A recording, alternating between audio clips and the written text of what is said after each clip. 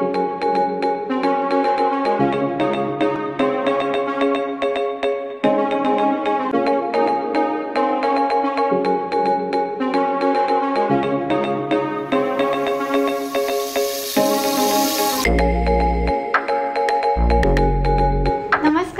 आज मी आहे डॉक्टर सुभाषचंद्र वैद्य यांच्यासोबत आणि मी खूप वेळेस ऐकलं आहे मणकेचे आजार, स्लिप डिस्क आणि यासोबत मी तुमचं नावही खूप ऐकलं आहे आणि याचं प्रमाण आजकाल खूप वाढलं आहे with the growing teenagers, school going kids आणि गिग वर्कर्स स्पेशलीमध्ये खूप वाढलं आहे. तर याचे रिझन्स काय असतात? आजकालच्या जीवनशैलीमध्ये हे आजार नक्कीच खरे वाढले आहेत. ऑफिसमध्ये काम करणाऱ्या लोकांचे वाढलेत. बऱ्याच वेळेस चुकीच्या पद्धतीने बैठे काम असतात आणि सतत तासनतास बैठे कामामुळे चुकीचं प्रेशरमुळे हे मणक्याचे आजार होतात. शाळांमध्ये आजकाल मोठमोठे दप्तर घेऊन पाठीवर जाण्याचे एवढं त्यांचा अभ्यास वाढला आहे की पाठीवर मोठे ओझे घेऊन जावं लागतं दप्तराचे. त्यामुळे सुद्धा पाठीचे मणक्याचे आजार शाळेतल्या मुलांमध्ये वाढलेत. तसेच वाकून काम करणारे, घरकाम करणारे महिला, शेतीत काम करणारे मजूर किंवा मोलमजुरी करणारी महिला, किचनमध्ये काम करणारी महिला, यांना सगळं वाकून तासनतास तेच म्हणजे ऑक्युपेशनल हजार्ड, त्यामुळे सुद्धा सारखा मणक्यावर ताण येऊन त्यांचे पण मणक्याचे आजार वाढलेत. आणि दुसरी, प्रत्येकाला शाळेत जाण्यासाठी, नोकरीसाठी, काही कामानिमित्त रोज अपडाऊन करावं लागतं 20 किलोमीटर 30 किलोमीटर.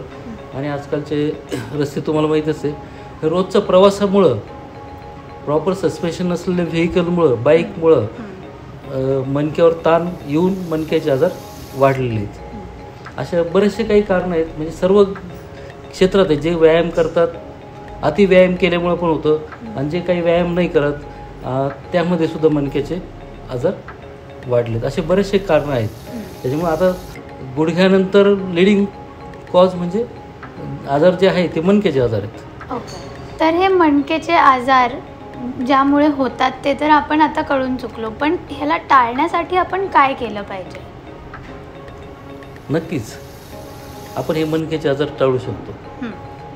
तुमची जीवनशैलीच थोड्या वेगळ्या पद्धतीने बदलायला पाहिजे. आपण धकाधकीच्या काळात कशा वाटेल त्या पद्धतीने काम करतो, कसं उठतो, कसं बसतो, झपाट्याने पटकन काम करायचं म्हणून कशी पण गाडी चालवतो, खड्ड्याचा विचार नाही करत, आपल्या कामाची घाई असते. तर हेच टाळण्यासाठी हे मी याच्यातच उत्तर आहे का ज्यावेळेस बसायचं असेल तर सपोर्ट करून बसा. काही वाकून काही उचलायचं असेल तर 2 पाय गुडघ्यात वाकून मग एखादी वजन वस्तू उचला. गाडी चालवताना किंवा घाईने किती ड्रायव्हिंग करताना थोडं जपून, गाडी सस्पेन्शन आहे का नाही ते पण चेक करणं गरजेचं आहे. स्पीड ब्रेकरला थोडं कंट्रोल करून चालणं गरजेचं आहे.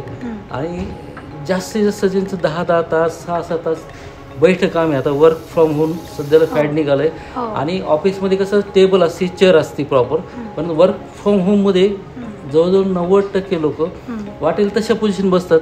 कुणी गादीवर बसतं, पलंगावर बसतं, कुणी खाली बसून करतं, कुणी लोळून करतं, समोरच्याला पाहायला कुणी नसतं. पण हे तासंतास चुकीच्या पद्धतीने बसल्यामुळं मानेचे, पाठीचे, कमरेचे आजार होतात, मणक्यात गॅप होते, स्लिप डिस्क होऊन हे आजार सुरू होतात.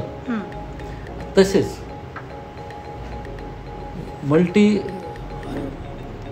मार्केटिंग कंपन्यांमध्ये डे नाईट याचं काही लिमिट नसतं. त्यामुळं प्रॉपर सकाळी किंवा संध्याकाळी व्यायाम पण होत नाही. त्यासाठी महत्त्वाचे जे व्यायाम असतात, योगासने असतात, जेणेकरून मानेचे, पाठीचे, कमरेचे स्नायू बळकट होऊ शकतात. हे व्यायामाचा सुद्धा आजकाल अभाव आहे. किंवा जिममध्ये कुणी अति जास्त करतात व्यायाम, कुणी करत नाही.